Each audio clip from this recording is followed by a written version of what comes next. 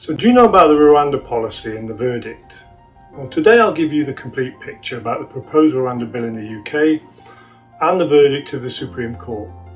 I'll also share what 5-point proposal Suella Braverman wants to be implemented by the Christmas recess to clean the UK of all illegal migrants, because it seems that number 10 Downing Street is going to have a really bright Christmas, cracking down on migrants with a fierceness. Anyway, I'd like your thoughts and your ideas in the comments. So before we get started, hi to my new viewers, I'm Kevin Shaw, your friend and full-time caregiver.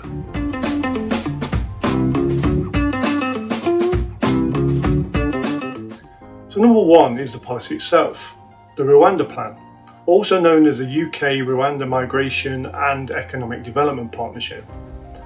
Bit of a mouthful. It was a controversial policy proposed by the British government to send asylum seekers arriving in the UK to Rwanda for processing and resettlement. The plan was announced in April of 2022 and was intended to deter people from making dangerous journeys across the English Channel, normally in small boats. Under the plan, the asylum seekers who arrived in the UK after January 2022 could have been sent to Rwanda even if they had arrived illegally. Once in Rwanda, their asylum claims would have been processed by the Rwandan government, and if their claim was successful, they would then be granted refugee status and allowed to stay in Rwanda. If, however, their claim was unsuccessful, they could apply to settle in Rwanda on other grounds or seek asylum in another safe third country. At the time, Boris Johnson was the Prime Minister when the Rwanda plan was announced. He supported the policy heavily and argued that the plan would save lives and break the criminal gangs that exploit people in their desperation. However, he was also aware of the legal implications and challenges to the plan and said that the government would work with our partners in Rwanda to ensure that the scheme is fully compliant with our legal system and international law. Today, Rishi Sunak, who took over as Prime Minister, has also expressed support for the Rwanda plan. He believes the plan is the right thing to do and it is in the national interest.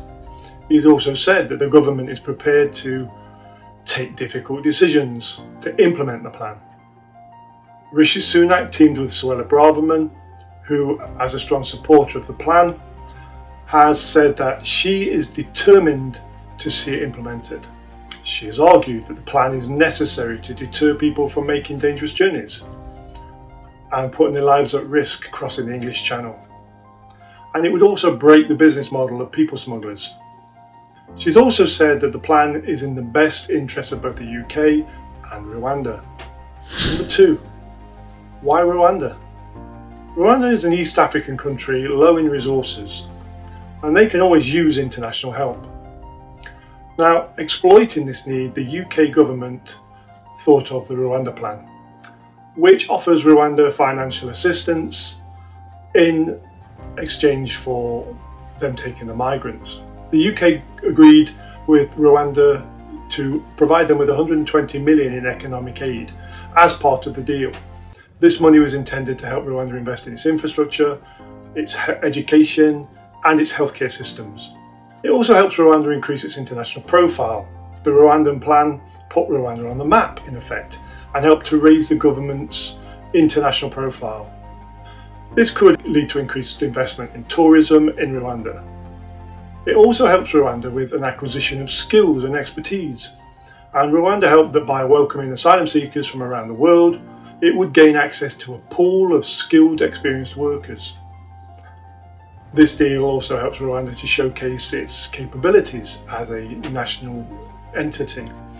Rwanda hoped that by successfully processing asylum claims and integrating refugees into its society, it would demonstrate its capabilities as a stable and prosperous country.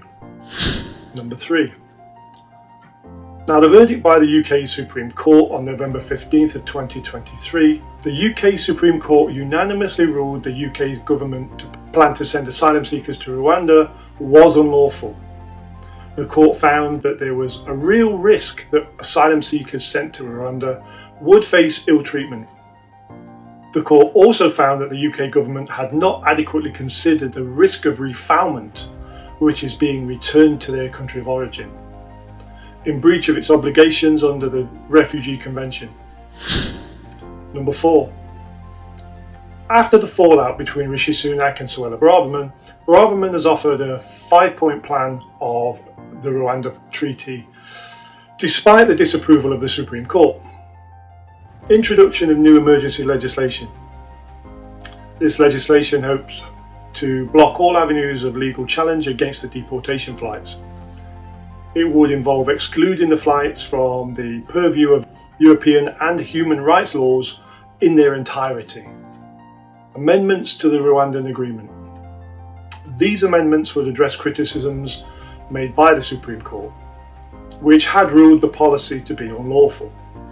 The goal is to make the agreement more robust and legally defensible. Implementation of new rules for quicker deportation of migrants.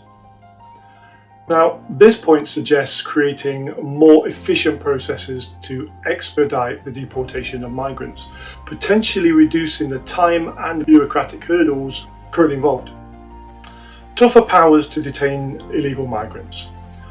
Braverman proposes stronger legal measures for detaining individuals who are in the country illegally, possibly involving stricter enforcement and less leniency in detention policies. Commitment to deliver legal changes by the Christmas recess. Now, this is a timeline goal, ensuring that the necessary legal changes and implementations are in place by a specified deadline, thereby emphasising the urgency and priority of the issue. And here we are, with everything to clean the UK of illegal migrants, all before Christmas. And while migration does cause exhaustion of resources meant for a country's own citizens, including legally migrating citizens, if the Supreme Court has found it unlawful and inhuman, can our government still be so obsessed by putting a deadline to it? Consider yourself a juror, use your ethics, and suggest your take on the Rwanda Treaty. And let's chat in the comments. So thanks for joining me, Kevin Shaw, and until the next time, goodbye.